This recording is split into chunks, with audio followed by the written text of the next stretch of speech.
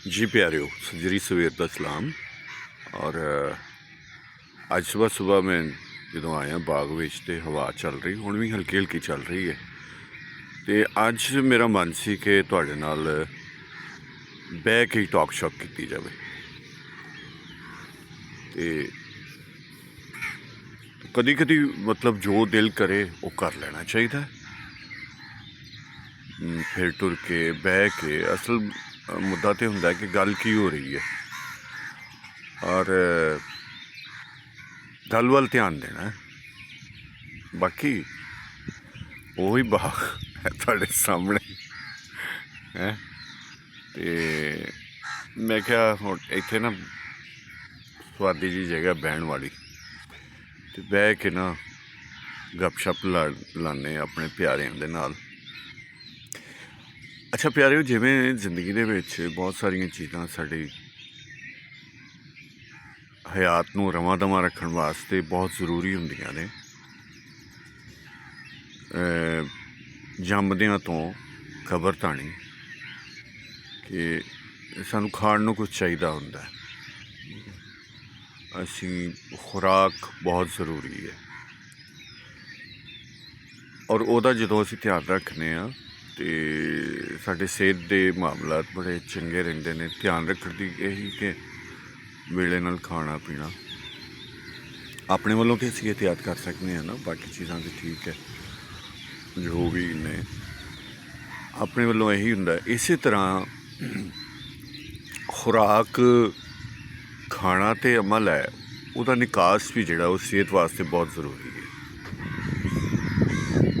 खुराक खाने नाल साडे बॉडी दे विच एक एनर्जी तवानाई बनती है जो साडे जिसम नूं लोड़ हुंदी है जिन्हां चीज़ां की वो प्रोड्यूस हुंदियां ने उन्हां दे नाल। लेकिन तुसीं वेखिआ कि तुहाडा मन चाहिया खाना जिहड़ा है तुसीं जदों खांदे हो तो आम रूटीन नालों जदों तुहाडी पसंद का खाना पक्का होवे ना तो तुसीं ज़्यादा खा लैंदे हो, और जदों मनपसंद खाना ना होवे तो फिर तुसीं बेदिली नाल खांदे हो ना कि ठीक है या बहुत थोड़ा खांदे हो।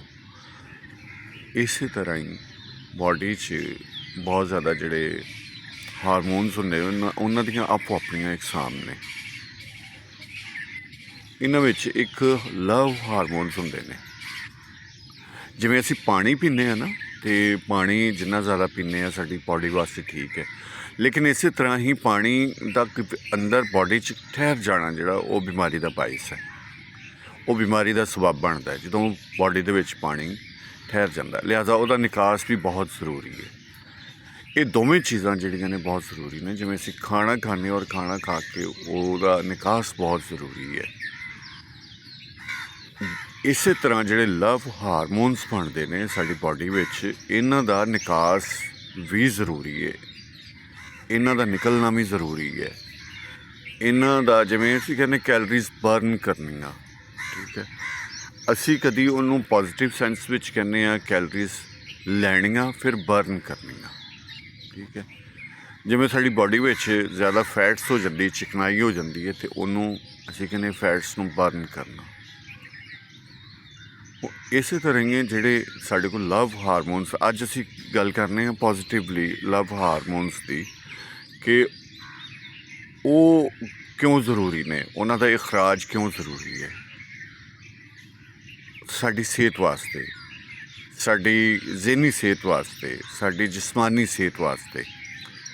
लिहाजा उन्हां दे मुख्तलिफ तरीके हुंदे ने। कदी सानूं समझ नहीं आ रही हुंदी कि ये लव हारमोनस इन्हां नूं क्यों रिलीज़ करना है। देखो बहुत सारिया चीज़ां जिहड़ियां बॉडी च असी एंटर करने यानी खाने असीं खुराक मन चाही खुराक खाने तो सानूं बड़ा एक अच्छा महसूस हुंदा है। इस तरह रिलीजिंग नाल भी सानूं राहत महसूस हुंदी है और साडे जिसम वास्ते बहुत जरूरी है। लव हारमोनस जिहड़े ने वो किवें रिलीज़ हुंदे ने? हाँ, वो रिलीज़ हुंदे ने तुसीं कोई बहुत हस्सण खेडण वाली गल कर लई है, सुन लई है, तुसीं हस खेड रहे हो, वो तुहाडे लव हारमोनस जिहड़े ने उत्थे रिलीज़ हुंदे ने।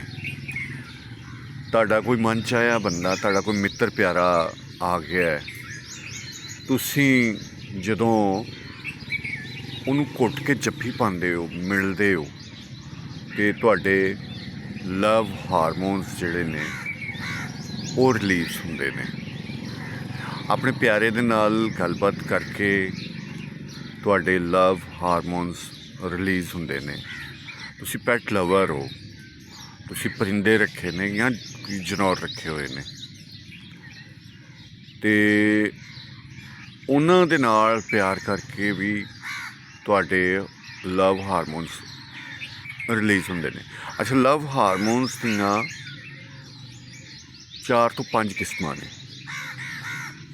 ਇਹ ਇੱਕ ਤਰ੍ਹਾਂ ਦੇ ਨਹੀਂ ਹੈਗੇ, ਯਾਨੀ ਤੁਹਾਡੇ ਲਵ ਹਾਰਮੋਨਸ ਇੱਕ ਜਿਹੜੇ ਰਿਲੀਜ਼ ਹੁੰਦੇ ਨੇ ਉਹ ਪਰਿੰਦਿਆਂ ਨੂੰ, ਜਾਨਵਰਾਂ ਦੇ ਨਾਲ ਪਿਆਰ ਕਰਕੇ, ਮਿਲ ਕੇ, ਉਹਨਾਂ ਨਾਲ ਖੇਡ ਕੇ ਰਿਲੀਜ਼ ਹੁੰਦੇ ਨੇ। ਇੱਕ ਹੁੰਦੇ ਨੇ ਤੁਹਾਨੂੰ, ਤੁਸੀਂ ਜਦੋਂ ਕਿਸੇ ਆਪਣੀ ਮਨਚਾਹੀ ਜਗ੍ਹਾ 'ਤੇ ਜਾਂਦੇ ਹੋ, ਉੱਥੇ ਫਿਰ ਟੁਰ ਕੇ ਤੁਹਾਡੇ ਉਹ ਹਾਰਮੋਨਸ ਰਿਲੀਜ਼ ਹੁੰਦੇ ਨੇ। ਇੱਕ ਹਾਰਮੋਨਸ ਨੇ ਜੋ ਤੁਹਾਡੇ ਆਪਣੇ ਹੱਸਣ ਨਾਲ, ਉੱਚੀ ਉੱਚੀ ਜਿਵੇਂ ਹੱਸਦੇ ਆ, ਜਾਂ ਅਸੀਂ ਆਪਣੀ ਮਰਜ਼ੀ ਦੇ ਨਾਲ ਜੋਗਿੰਗ ਕਰ ਰਹੇ ਹਾਂ, ਉਹਦੇ ਨਾਲ ਰਿਲੀਜ਼ ਹੁੰਦੇ ਨੇ। ਇੱਕ ਹਾਰਮੋਨਸ ਨੇ ਜੋ ਤੁਹਾਨੂੰ ਆਪਣੇ ਪਿਆਰਿਆਂ ਦੇ ਨਾਲ ਮਿਲ ਕੇ ਰਿਲੀਜ਼ ਹੁੰਦੇ ਨੇ। ਇਸ ਤਰ੍ਹਾਂ ਇਹਦੀਆਂ ਬਹੁਤ ਸਾਰੀਆਂ ਅਕਸਾਮ ਨੇ, ਬਹੁਤ ਸਾਰੀਆਂ ਕਿਸਮਾਂ ਨੇ। ਠੀਕ ਹੈ, ਜਿਵੇਂ ਸਾਨੂੰ ਖਾਣੇ ਵਿੱਚ ਬਹੁਤ ਸਾਰੀਆਂ ਚੀਜ਼ਾਂ ਪਸੰਦ ਹੁੰਦੀਆਂ ਨੇ ਨਾ, ਅਸੀਂ ਖਾਂਦੇ ਹਾਂ, ਉਹਦੇ ਵਿੱਚ ਮਿੱਠੇ ਦੇ ਵਿੱਚ ਬਹੁਤ ਸਾਰੀਆਂ ਡਿਸ਼ਿਜ਼ ਨੇ, ਸਲੂਣੇ ਵਿੱਚ ਬਹੁਤ ਸਾਰੀਆਂ ਡਿਸ਼ਿਜ਼ ਨੇ, ਜਿਹੜੇ ਮੀਟ ਲਵਰ ਨੇ ਉਹਨਾਂ ਦੇ ਉਹਦੇ ਵਿੱਚ ਕਾਫੀ ਸਾਰੀਆਂ ਡਿਸ਼ਿਜ਼ ਨੇ, ਰਾਈਸ ਡਿਸ਼ਿਜ਼ ਨੇ। ਇਸੇ ਤਰ੍ਹਾਂ ਹੀ ਸਾਡੀ ਬਾਡੀ ਦੇ ਵਿੱਚ ਵੀ ਜਿਹੜੇ ਇਹਦੇ ਟੇਸਟ ਹੁੰਦੇ ਨੇ ਲਵ ਹਾਰਮੋਨਸ ਦੇ, ਉਹ ਵੱਖਰੇ ਵੱਖਰੇ ਹੁੰਦੇ ਨੇ। ਸੋ ਇਹਦੀ ਰਿਲੀਜ਼ਿੰਗ ਬਹੁਤ ਜ਼ਰੂਰੀ ਹੁੰਦੀ ਹੈ। ਜਦੋਂ ਤੁਸੀਂ ਲਵ ਹਾਰਮੋਨਸ ਰਿਲੀਜ਼ ਕਰਦੇ ਹੋ ਅਤੇ ਤੁਹਾਡੀ ਬਾਡੀ ਅੱਗੇ ਨਾਲੋਂ ਬਹੁਤ ਜ਼ਿਆਦਾ ਤੰਦਰੁਸਤ ਔਰ ਚੰਗਾ ਮਹਿਸੂਸ ਕਰਦੀ ਹੈ, ਫੁੱਲ ਵਾਂਗਰ ਮਹਿਸੂਸ ਕਰਦੀ ਹੈ।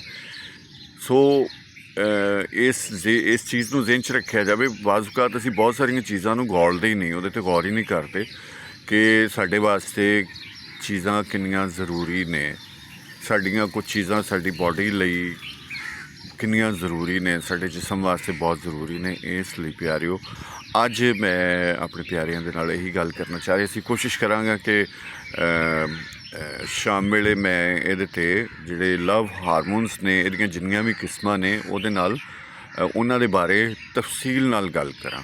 ਸੋ ਜਿਉਂਦੇ ਵਾਸਤੇ ਰਹੋ, ਸਲਾਮਤ ਰਹੋ, ਖੁਸ਼ ਰਹੋ, ਆਬਾਦ ਰਹੋ, ਖੁਸ਼ੀਆਂ ਵੰਡੋ, ਖੁਸ਼ੀਆਂ ਸਮੇਟੋ, ਖੁਸ਼ੀਆਂ ਦਾ ਸਬੱਬ ਬਣੋ, ਅਤੇ ਲਵ ਹਾਰਮੋਨਸ ਜਿਹੜੇ ਨੇ ਉਹਨਾਂ ਨੂੰ ਐਗਜ਼ੌਸਟ ਕਰਨ ਦਾ, ਲਵ ਹਾਰਮੋਨਸ ਬਰਨ ਕਰਨ ਦਾ, ਕੱਢਣ ਦਾ ਸਬੱਬ ਬਣਾਉਂਦੇ ਰਹੋ। ਸਾਵਾਂ ਕੀਤੀ ਵਫਾ ਰਹੇਗਾ ਸਾਥ ਤੁਹਾਡਾ ਅਤੇ ਮੇਰਾ। ਆਉਂਦੀ ਮੁਲਾਕਾਤ ਫਿਰ, ਉਦੋਂ ਤੱਕ ਰੱਬ ਰੱਖਾ।